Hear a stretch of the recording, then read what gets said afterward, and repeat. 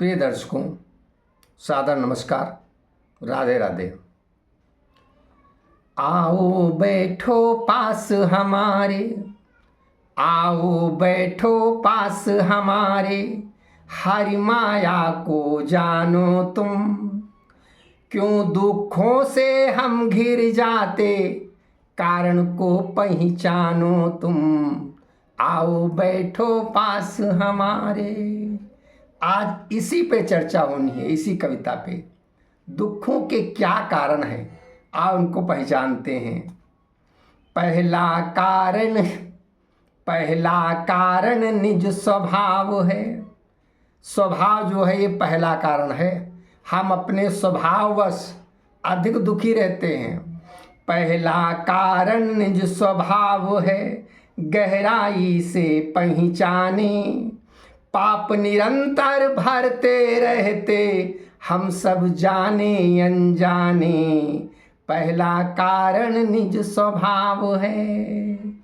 ये स्वभाव जो है ये निरंतर दुखों का कारण बनता जाता है और हम लोग इसको जान नहीं पाते हैं। कैसे दुख भरते हैं हम लोग। हम स्वभाववश इधर उधर की, हम स्वभाववश इधर उधर की चुगली चाई करते हैं। हम स्वभाववश इधर उधर की चुगली चाई करते हैं। पीछे पीठ बुराई करके नहीं कभी भी थकते हैं। हम मन को दूषित करते हैं। जब हम दूसरे को बुराई उसकी पीठ पीछे करेंगे, वो जब नहीं होगा तब करेंगे, तो हम क्या करते हैं, अपने मन को गंदा कर रहे होते हैं। हम मन को दूषित करते हैं, वाणी को गंदा करके। फंसाने को आतुर हम, काम धाम मंदा करके। कोई काम धाम नहीं है अपने में, खाली बैठे हैं, लेकिन हम दूसरे की बुराई कर रहे हैं। पता नहीं बुराई से क्या मिल जाता है। और उन बुराइयों के साथ साथ हमारा मन और क्या क्या करता है। निज स्वभाव से लोभ हमारा, निज स्वभाव में लोभ हमारा, नीच कर्म करवाता है। ये जो स्वभाव है अपना, अब स्वभाव के कारण हम गलत काम भी कर जाते हैं। ये स्वभाव है। इस स्वभाव को ही बदलने के लिए हम आपसे वार्तालाप कर रहे हैं कि स्वभाव जो है, अपना स्वभाव एक ठीक नहीं है तो ये दुख का सबसे बड़ा कारण है। निज स्वभाव में लोभ हमारा, क्योंकि हम स्वभाव से लोभी हो जाते हैं कि ये चीज़ हमको मिल जाए, ये चीज़ हमको मिल जाए, वहाँ की उसकी ये चीज़ मिल जाए, तो हम गलत करने लगते हैं। निज स्वभाव में लोभ हमारा, नीच कर्म करवाता है। चोरी व्यभिचारी करने में चतुराई अपनाता है। यहाँ तक हम लोग चोरी भी करने लगते हैं, व्यभिचारी भी बन जाते हैं। और तभी एक दिन, क्योंकि रात तो खुलना ही है, तभी एक दिन कुटिल कृत्य का सत्य सामने आता है। गहराई का पाखाना भी पानी पर उतराता है। जो छुपा हुआ था वो भी सामने आ जाता है, और वो जब आ जाता है तो महान दुख आ जाता है। हम सबके मन के स्वभाव में, और देखिए क्या क्या होता है। हम सबके मन के स्वभाव में ईर्ष्या भी बन जाती है। निज विवेक पर दुख की छाया चादर सी तन जाती है। हम सबके मन के स्वभाव में ईर्ष्या भी बन जाती है। निज विवेक पर दुख की छाया चादर सी तन जाती है। वो जब उस समय जब हमारा क्रोध भर जाता है, ईर्ष्या भर जाती है, तो जो हमारा स्वभाव है वो हमारे मन को इतना दूषित करने लगता है। तब विवेक जो है वो काम नहीं करता है। एक दुख की चादर सी ऊपर पड़ी रहती है, हमेशा दुख में ही व्यक्ति रहता है। और तब बहुत से लोगों में उसका व्यवहार के कारण हम जैसे सभी लोग बेविचारी हम बन जाते हैं। सब खान पान सब गंदा हो जाता है। खान पान, रहना उठना बैठना इधर उधर गए, जब भी दुखों का पहाड़ टूटता है, क्योंकि अपने ही स्वभाव के कारण बेविचारी हम बन जाते हैं। खान पान गंदा करके अभिमानी हम बन जाते हैं। अपनों की निंदा करके हम अभिमानी भी बन जाते हैं, क्योंकि हम अपने ही लोगों की निंदा करने लगते हैं। ये स्वभाव ही अपने दुख का, यह स्वभाव ही अपने दुख का सबसे पहला कारण है। ज्ञान और ईश्वर भक्ति ही दुख का एक निवारण है। इसीलिए मैं कहना चाहता हूँ सभी बंधुओं से, जितने भी मेरे दर्शक हैं, आप चाहे जिस भगवान को मानते हो, आप अल्लाह को मानते हो, खुदा को मानते हो, गॉड को मानते हो, आप ईश्वर को मानते हो, भगवान को मानते हो, शिव को मानते हो, राम को मानते हो, आप शरण में आ जाए भगवान की। क्योंकि ये जीवन दोबारा जरूरी नहीं है मनुष्य का ही मिल जाए। अपने स्वभाव को बदलो और भक्ति की शरण में आ जाओ। यदि सच्चे सुख को पाना है, यदि सच्चे सुख को पाना है, तो हम केवल प्यार करें, संस्कार को धर्म बनाएं, सबसे सद्व्यवहार करें। संस्कार को धर्म बनाएं, सबसे सद्व्यवहार करें। नमस्कार। अभी दूसरा कारण और आपको बताना है। ये तो हो गया स्वभाव का कारण। अब दूसरा है अभाव का कारण। हम सब में अभाव ही है। संसार में ऐसा कोई नहीं जो पूर्णत्व को प्राप्त है। सभी छोटे बड़े जितने भी लोग हैं किसी न किसी अभाव से ग्रसित ही रहते हैं।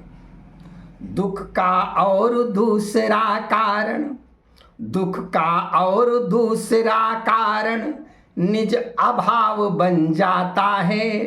धन की कमी बनी रहती तो मन व्याकुल हो जाता है। ये सबके लिए है। खर्चा ज़्यादा है, आमदनी है नहीं, धन की कमी है, मन व्याकुल है। और मन क्या सोचता है? ये जो है ये अभाव मैं बता रहा हूँ, ये दुख के कारण। पहला स्वभाव, दूसरा अभाव, और तीसरा भी एक है वो प्रभाव। उस पर भी आज चर्चा कर रहा हूँ कविता के माध्यम से। सभी दर्शक इसको अच्छी तरीके से जान लें। भैया विनती करता हूँ, ये अभाव जो है, इस अभाव को अपनी जो कुछ है उसी के संतुष्ट रहो, दुख नहीं पाओगे। लेकिन है क्या? अच्छा स्वाद मिले प्रतिदिन का, मुख में पानी आता है। रंग बिरंगे परिधानों को देख जिया ललचाता है। दूसरों के कपड़े देखकर, दूसरों का खाना पीना देखकर कि वो ये तो इतना अच्छा कर रहा है, इतने अच्छे कपड़े पहन रहा है, मेरे पास नहीं है। ये अभाव जो है ये दुख देने लगते हैं, क्योंकि अपने पास तो है नहीं। तो वो जिसके पास ज्ञान नहीं है या कम है वो दुखी होने लगता है। इसलिए मन में संतोष बनाए रखो और प्रसन्न रहने की कोशिश करो। कभी अभाव मिले प्रकृति से, कभी अभाव मिले प्रकृति से, हाय न क्यों बरसा पानी। धरती की हरियाली सूखी, फसल गई करके हानि। हमारे किसान लोग कहते हैं पानी नहीं बरस रहा है, फसल सूख गई है।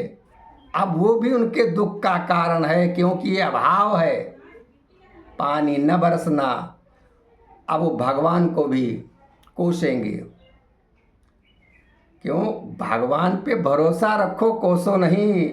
नित्य नित्य नए अभाव उपज कर, नित नित नए अभाव उपज कर देते रहते दुख भारी।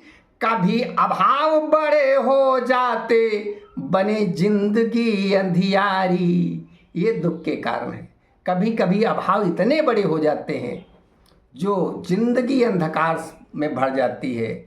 ईश्वर पर हम दोष लगाते, ईश्वर पर हम दोष लगाते, दैव हमारा रूठा है। हाय मेरे संतान न कोई, भाग्य हमारा खोटा है। अपने भाग्य को कोसते हैं, ईश्वर पर दोष लगाते हैं कि हाय मेरे को संतान नहीं है। ये अभाव जो हैं इसके प्रति आप निश्चिंत रहें, भगवान पर भरोसा रखें और इस अभाव से बहुत ज़्यादा दुखी न हो। कभी अभाव बने संसारी, कभी अभाव शरीर बने। शरीर में भी अभाव हो जाते हैं, कभी कभी किसी के ये रोग, किसी के वो रोग, तमाम रोग हैं, कहाँ तक गिनाए जाएं। कभी अभाव बने संसारी, कभी अभाव शरीर बने। कभी अभाव रहे रक्षा का, डर डर जीवन पीर बने। कभी जीवन की रक्षा का अभाव बन जाता है। पता लगता है कि हमारे चारों तरफ जो आ रहे हैं वो हमारी जात की बिरादरी को लेकर, धर्म को लेकर या वो लेकर बहुत से आजकल तो सब बहुत बड़ी समस्याएं हैं। आप देखते नहीं हो पश्चिम बंगाल में क्या हो रहा है। ऐसे ही बड़ी बड़ी विपत्तियां भी आ जाती हैं, क्योंकि अभाव क्या है, वहाँ पे अपना बहुत विस्तृत समाज नहीं है, जहाँ पर छोटा समाज हो जाता है और बड़ा समाज यदि वो कट्टर है तो दुख देने लगता है। ये सब अभाव ही हैं और इन अभावों के साथ हमें रहना है। इसीलिए उनसे भिड़ने की कोशिश, जहाँ ऐसी अवस्था पड़ जाए वहाँ पे अपने को शांत रखो, अपने की रक्षा का उपाय बनाओ। संत कहें ये तो अभाव ही सबके ही जीवन का है। जाड़ों में गर्मी में शीतलता का है, जाड़ों में ईंधन का है। गर्मी में शीतलता का है, जाड़ों में ईंधन का है। ये अभाव सबके साथ है। भगवान ने भी गीता में यही कहा है कि अभाव पूर्णत्व तो किसी में तो है ही नहीं, इसी के साथ जीना है। लेकिन पा वही रहे हो जो तुमने बोया था। इसमें भगवान कुछ नहीं करते हैं। भगवान कहते मैं तो शांत बैठा हूँ, तुमने जैसा किया था वैसा भोग रहे हो। तो दुख के कारण अभाव जो है, अभाव में भी जो संतुष्ट और प्रसन्न रहता है वही प्रसन्न चित्त है। हम सब निज मन के अभाव का, हम लोग अपने अभाव का चिंतन भरते रहते हैं। हम सब निज मन में अभाव का चिंतन भरते रहते हैं। इसीलिए चिंतित हो प्रतिपल दुख का जीवन जीते हैं। इसीलिए शाम साथ दुख का जीवन जी रहे हैं। इसीलिए सब दुख का जीवन जी रहे हैं अभाव में। अज्ञानी जन कह गए जगत में, ज्ञानी जन कह गए जगत में, कभी न कोई पूरा है। इस अभाव में ही जीना है, सारा जगत अधूरा है। ये संसार भी अधूरा है। संसार में पूर्णत्व तो किसी को प्राप्त ही नहीं हुआ, सब अधूरे हैं। पूर्ण एक वो ईश्वर ही है, पूर्ण एक वो ईश्वर ही है जिसने जगत बनाया है।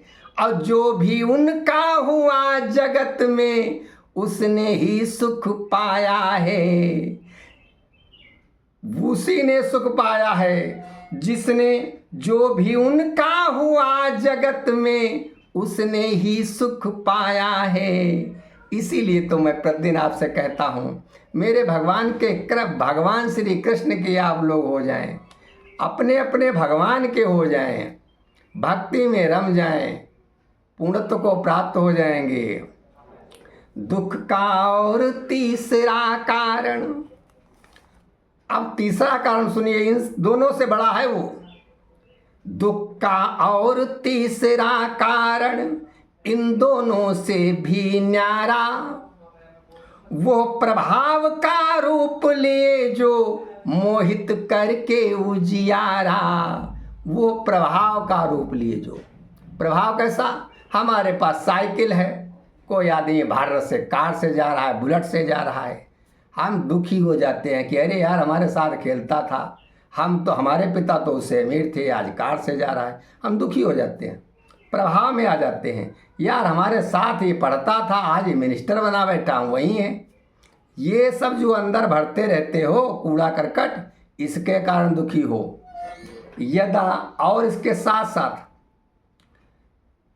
साथ ये होता प्रभाव में कहाँ कहाँ आ जाते हैं, हम कुछ बनने के लिए और भी पहुंच जाते हैं किसी पंडित के पास, किसी टोटके वाले के पास, किसी हाथ दिखाने वाले के पास, तमाम पहुंच जाते हैं कि हम किस तरीके से उनके स्तर तक आ जाएं।